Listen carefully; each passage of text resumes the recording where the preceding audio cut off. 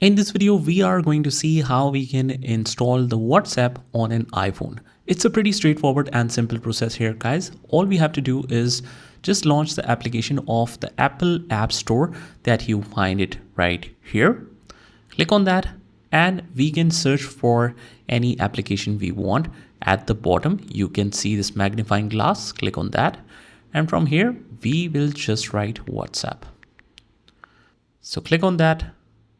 And here we go. This is WhatsApp Messenger. Next to it, you will find this get icon on the right. Click on that and it will just start installing that for you. Just wait for it to complete.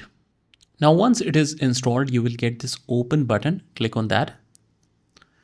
And there you are on the main welcome screen. After that, you click on agree and continue and you can connect it with your number or the linked devices whenever you want.